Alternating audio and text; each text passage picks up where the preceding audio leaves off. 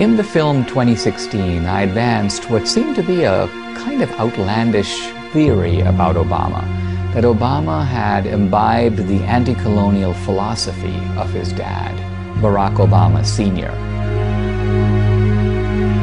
And this anti-colonialism shapes Obama's worldview and helps us to predict what Obama is going to do. It not only explains what he is doing, but it allows us to foretell and anticipate things that he's going to do. In the film, we made some fairly specific predictions about Obama, and this is not a bad time to review those predictions and see if they have in fact come true. So one of the predictions is that Obama would spend money promiscuously to raise the debt in virtual indifference to the impact of the debt on American citizens. In fact, Obama has been racking up the debt at the rate of $1 trillion a year.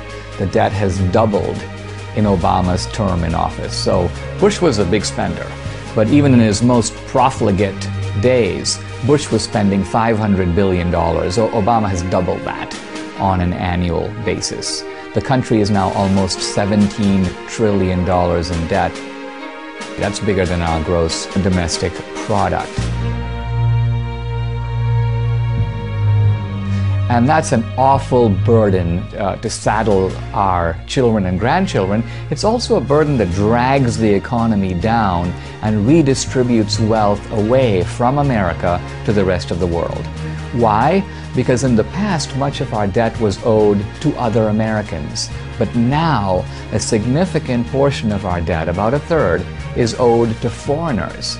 Our debt is owed to Kuwaitis and Saudis, and Chinese, and so when we incur debt and have to pay it back, and at some point you have to pay, this is a transfer of hundreds of billions, in fact trillions of dollars, out of the United States and to other countries.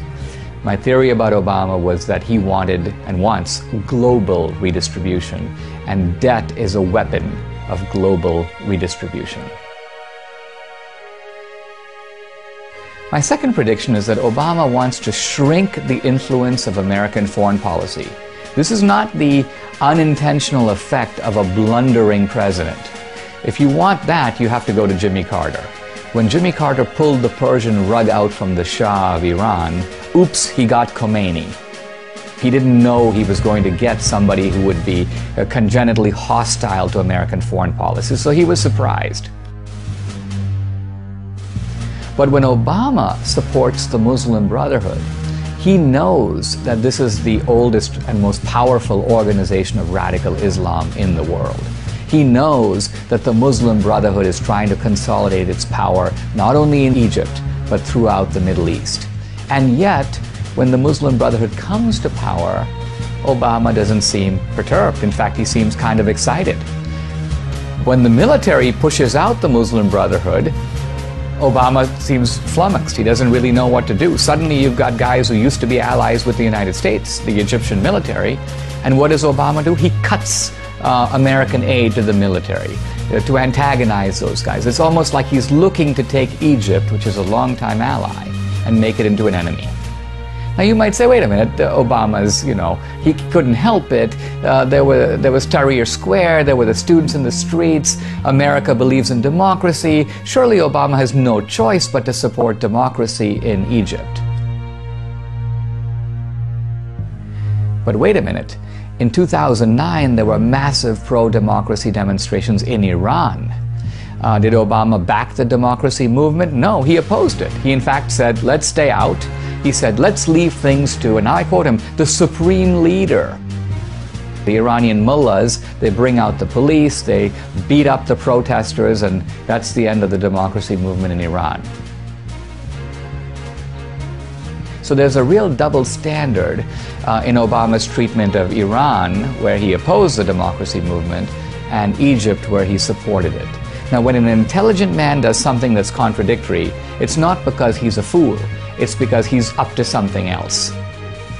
The difference between Iran and Egypt is that Iran is an adversary of the United States. And Obama seems to have no interest in weakening our adversaries, while he does seem to have an interest in weakening our allies. This double standard can be seen also in the way that Obama has treated Libya on the one hand and Syria on the other.